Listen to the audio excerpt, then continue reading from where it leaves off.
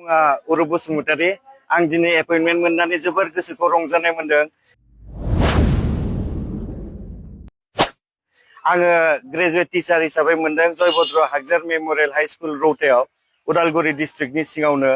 दिनै जे बिटिआर गभर्नमेन्टआ जे जोंनो बे एपइन्टमेन्ट बिलाइखौ जोंनि आखायाव गथायना होबाय, थाइसेबो गरसेबो फैसा रां लायालासिनो जोंनो होदों। जोबोर जोबोर thank you to our honourable BTR chief sir Pramod Boro' sir, and जाहाथे इयुनावबो बेबायदिनो थाइसेबो गरसेबो फैसा लायालासिनो जाहाथे साख्रिखौ होबाय थायो, बेनो आंनि मिजिंथिनाय। थेंक इउ, गोजोन्थों। बिसिया मालाबा थानो हानाय नङा, थ' आं बेयावहाय बिसोरखौ फेर होदों। ओमफ्राय आं दा खोनानो मोनदों दासिमबो रेजिस्टार खालायाखै होननानै। हेल' रायजोफोर, खुलुमबाय। आरोबाव गिथांखि ब्लग इउट्युब चेनेलनिफ्राय रायजो राजा बयनिसिमबो गोजोननाय बावहरग्रोनाय जाबाय। रायजोफोर, आसा खालामदों भिडिअखौ जोबजासे नायलांगोन होननानै। दिनै आं नोंसोरजों सावरायनो थाखाय नैबे सावगारिखौ लानानै फैदों। दा हयथ' नोंथांमोना बे भिडिअखौ नुनानैहाय आन्दाज मोनखाबाय जानांगौ। थारैनो जों बिटिआरनि सिएम प्रमद बर' सारखौहाय बाख्नायनांगोन। गारबोनाय रिउ रिउ बोसोर, बेसेबांबा बोसोरनि उनावहाय गभर्नमेन्ट साख्रि मावनो गोसो जानाय, ग्रेजुवेट खालामनानैहाय थानाय बिथांमोननि थाखाय माखासे सम सिगां ग्रेड 3 नि एग्जामखौहाय जोङो होनायखौहाय नुनो मोनदोंमोन। दा एग्जामनि रिजाल्टआ मोननाय लोगो लोगोनो डाइरेक्टलि एपइन्टमेन्ट लेटार रायजोफोर। बेसेबां गोजोनथावना बाथ्रा। दिनै जों बेयावहाय नोजोर होनानै नायोब्ला जिटिआवहाय 137 सा आरो पिजिटिआवहाय 1199 सा बेयावहाय एग्जाम पास जानायखौहाय जोङो नुनो मोनदों। दा बिथांमोननि थाखाय डाइरेक्टलि रिजाल्टनि उनावनो एपइन्टमेन्ट लेटार होनायखौबो जोङो नुनो मोनखादों रायजोफोर। दा बिनि गेजेराव नोंथांमोना गाहायाव नायलाय, नैबे सावगारिखौहाय हयथ' बयबो सिनायखायो जानो हागौ।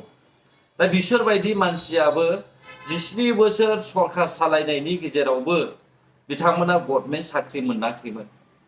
आरो बै समावहाय जायफ्रा गभर्नमेन्ट साख्रि मावनो गोसो जादोंमोन, बिथांमोना जायफ्रा गभर्नमेन्ट साख्रि मावदों बिसोरो रोजा रोजा रां होनानैसो गभर्नमेन्ट साख्रिखौहाय मावनो खाबु मोनदों।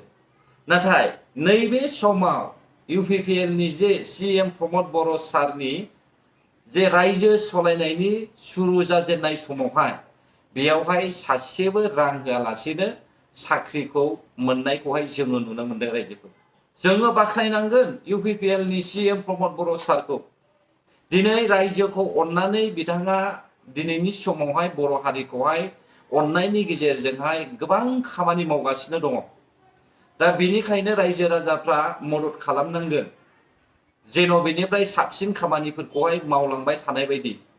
आरो बिसोरल' नङा दे रायजोफोर, जेसेबांनाखि जोंनि बर'नि गेजेरावहाय गाहाय लेभेल, माइडल लेभेल आरो हाइ लेभेल, बे मोनथाम लेभेलावहाय जेसेबां जेंना सोमजिनानै दङ सोलोंथाइनि बेलायावहाय, मास्टार पस्टआवहाय, बेखौबो लासैनो सुफुंजोबगोन होननानै जोङो खोथा होनायखौबो जों खोनानो मोनदों रायजोफोर। सासे चेयारमेन, इउपिपिएल पार्टिनिनो गोजाम चेयारमेन, जायनि मुङा बिपुल मोसाहारि।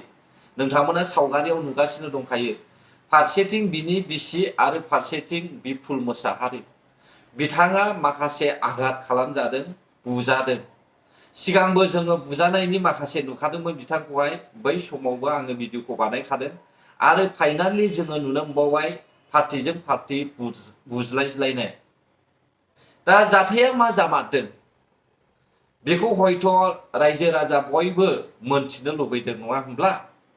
दिनैहाय बिथांमोननि मेन जानायनि खारनानो जाहैबाय बिथांमोना क्लियारलि फोरमायनानै होजोबखादों।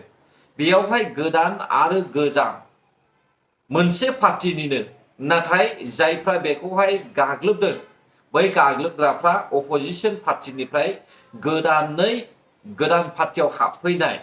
दा बेखौहाय जों क्लियारलि खोनादों। अब्ला बै गोदानै बिपिएफ पार्टिनिफ्राय फैनानै इउपिपिएलआव हाबफैनाय मानसिफ्रासो गोजामनि सासे चेयारमेनखौहाय बुनायखौहाय जोङो नुनो मोनदों। बुंनाय मथेब्लाथ' आखाइयावबो गावग्रा बुस्थु दङमोन। दा बिनि बिसि बुंनाय आरो बिनि हौवा बुंनाय मथेब्लाथ' बिसोरो गावग्राबो लानानै फैदोंमोन। हयथ' बेखौ गावथारनोबो फैदोंमोन जानो हागौ।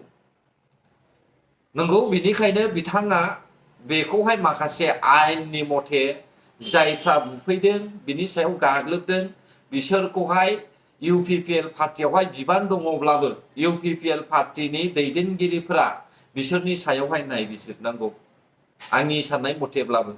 मानोना बेहा सासे फिसाजोबो दङ होननानै आङो मिथिनो मोनदों आरो बिसि दङ।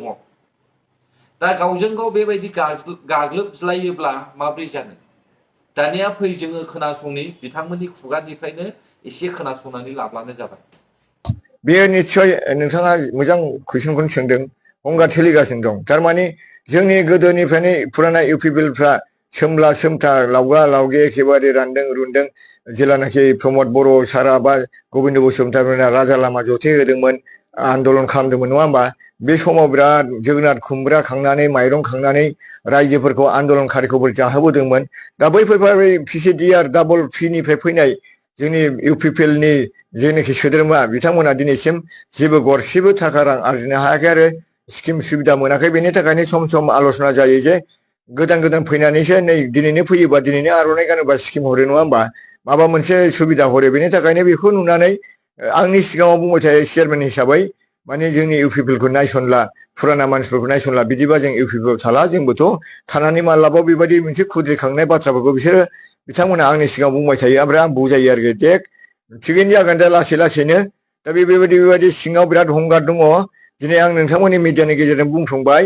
आं बुंनो गोसो जायाखैमोन, नोंथांमोननि कुइसन खालामनायाव दिनै ओंखारबाय जे निस्सय जोंहा फुराना इउपिपिएलआ माने गोसोआव बिराद आघात दङ। बेनि थाखायनो दिनै गोजाम माने जेनाखि माने गोदान इउपिपिएलफ्रा फैनानै स्किम सेंसन लाख कौटि थाखानि खामानि मावगासिनो दं। बेवहाय गोसोआ गोजोननाय गैया आरो गावजों गाव हिंसा हिंसि मेगन सालायनाय खुद्रिलायनाया बारा जाबोदों गामि बिथोरिया ओनसोलाव। बेखिनिखौ आं नोंथांमोननि सिगाङाव स्पष्ट बुंबाय आरो। नांगौ आरो जायफोरा बेहाय इनभल्भ दङ बुनायाव, बेवहाय माखासे साख्रिआवलाफोरबो दं, बिसोरखौ सासपेन्ड खालामनांगौ एनि हाउ। ओमफ्राय आंनो प्रटेक्सन नांगौ। आंहा गथ' सासे दं, न'खराव रावबो गैया। आंहाबो न'आव थानायनो बहुत गिलुं गिलुं मोनबाय। माब्रै थाबावनो? आंनि न'आवनो फैनानै बिदि टिम लानानै फैयोबा आंहाबो निस्सय गिनाया फैगोन। थ' आंनो दा प्रटेक्सन नांगौ। जायफोर दङ बिसोरखौ एरेस्ट खालामजोबनांगौ आंनि एफआइआरआव होनायखौ। आरो जायफोरा साख्रियाव दं बेखौ सासपेन्ड खालामनांगौ। आरो आं रावबो पार्टिखौ आङो बेयाव बुङाखै, दुसियाखै, आं बुंनोबो थाङा। जास्ट आंनि न'खराव आंनि फिसायखौ बेबायदि हालोद खालायफैनायनि थाखाय, बुथारनो दाननो सुनो आंनि मेगनजों नुनायनि थाखाय आं बे एफआइआरखौ होदों। बेनोसै आरो आं न्याय नांगौ आरो बिसोरखौ एरेस्ट खालायनांगौ। जेबायदि खस्थ'आव दं दा आइसि रुमनिफ्राय आं दासो बख'दों। आंनो न्याय नांगौ, आंनो प्रटेक्सन नांगौ। दिनै आंनि फिसायखौ बिदि खालायदों, आं दा बिसोरखौ एफआइआर होबाय। गाबोन आंनि फिसा आंखौबो खालायनि मा मानि दं? नेक्स्ट टाइम खालायनि मा मानि दं? न'आवनो बिसोर फैनानै बिदि खालामबाय। थ' आंनो न्याय नांगौ। आं सरकारनिफ्राय बेखौनो लुगैयो दा। अफकर्स जों बयबो मिथिबाय, क्लियारलि बाथ्राखौहाय बेखेवनानै होखाबाय। गोजाम पार्टिनि चेयारमेनफोरखौहाय नासयनो नागिरदों गोदान पार्टिया, जायफ्रा बिपिएफ पार्टिनिफ्राय इउपिपिएल पार्टियाव हाबफैदों। दा नैबे बाथ्राखौ जोङो सिन्था खालामनानै नायोब्ला बिपिएफ पार्टिनि जायफ्रा चेयारमेन जाफैदों, जायफ्रा बिपिएफ पार्टिनिफ्राय हाबफैनानै गोदानै हाबफैनानै इउपिपिएलआवहाय रां थाखा मोनजानो लुबैदों, बिबान मोनजानो लुबैदों, बैसोर बायदि सुबुङा बिपिएफ पार्टियावहाय थाइसेबो बाहायनो मोनैनि थाखायसो इउपिपिएलआव हाबफैदों। हयथ' इउपिपिएल पार्टिखौहाय बिथांमोना बदनाम होनानैहाय गावसिनि बिपिएफ पार्टियावहाय बारसनफिननायनिबो प्लान पलिसि खालामनो हागौ बिसोरो। बेनिखायनो बिपिएफनिफ्राय इउपिपिएलआवहाय बारसननानै थाफैनाय, खाबु लाफैनाय मानसिफोरनोहाय इउपिपिएल सरकारा एसेबां सुबिदा होथ'नो नाङा। दा बे बाथ्राखौहाय रायजो राजा आरो दैदेनगिरि पार्टिनि मानसिफ्रा साननाया मोजांखा। दिनै बिसोरो सिट सेलायनो थाखायसो, बिबान सेलायनो थाखायसो बिसोरो इउपिपिएल पार्टियावहाय बारसनदों जानो हागौ। साफ्रोमबो नङा जानो हागौ, नाथाय सासे सानैनि गोसोआ बेफोरबायदि गाज्रि जानो हागौ। बेनिखायनो बे थासारिया सोमजिदों दिनैनि समावहाय। नङाब्ला मानो सोमजिदोंमोन जोंथ' मोनसे भिडिअखौ नुदोंमोन बिथाङा नंगौ बाथ्राखौसो बुंनानै थांदोंमोन नाथाय लाजिनानैहाय बेखौहाय न'आव फैनानै गाग्लोबफैदों होननानै जों दिनैहाय ससियेल मिडियायाव खोनानो मोनदों रायजोफोर अब्ला BPF निफ्राय फैनाय UPPL आव जइन जाफैनाय बिथांमोननि गोसोआ दासिमबो सोलायनो रोङाखै बिसोरो BPF पार्टियाव थानानै जि खामानिखौहाय मावदोंमोन बे खामानिखौनो बिसोरो दिनैनि समावबो UPPL पार्टिखौहाय गोसोम दागि खालामनो थाखाय सेस्था खालामदों दा बेखौसो जोङो नुनो मोनदों रायजोफोर दिनै बिपुल मुसाहारि बिथांनि बुंनाय बायदिब्लाथ' BPF पार्टिनिफ्रायसो गोदान हाबफैदों आरो बेनिफ्रायसो बिसोरो गोजाम खामानि मावनाय आरो गोदान खामानि मावनायजोंहाय नांज्लाय खमज्लाय जाज्लायदों नाथाय खोनानाय मथेब्ला गोदान पार्टी हाबफैनाय मानसिफ्रा खामानिफोरखौहाय मोजां मावाखै बेफोरनि थाखाय माखासे खोथा सावरायलायनायावनो बे भिडिअखौ होनायनि थाखायनो बे जाथाया जानानै फैदों बेखौहाय जों मिथिबाय रायजोफोर दा बेनिखायनो आं सिदा खोथा बुङो UPPL नि दैदेनगिरि आफादगिरिफ्रा BPF निफ्राय फैनानै UPPL आवहाय खाबु लानो नागिरनायफोरखौहाय बारा चान्स दाहो मानोना बिसोरो इलेक्शननि थाखायल' इलेक्शनावहाय मोखां सुफ्लानो थाखायल' बिसोरो खामानि मावफ्लानानैहाय गावबा गावनि पार्टियावहाय सापर्ट खालामफिननोबो हागौ बेखौहाय सिन्था खालामैया मोजां ना मा बुङो रायजो राजा नोंथांमोन आंनि मथेब्लाथ' बारा खाबु होनाङा मानोना बिसोरो एखे खामानिखौनो मावनो सेस्था खालामखायो स' अब्ला रायजोफोर भिडिअ'आबो बेसेखिनियानोमोन जायफ्रा आंनि बुंनायावहाय गाज्रि मोनबाय नोंथांमोना गावबा गावनो सुद्रायनानै लाब्लानो जाबाय गोजोन्थों आंनि भिडिअ'खौ जोबजासे नायग्राफोरनिसिम बर' हारि जै जाथों जै बर' हारिनि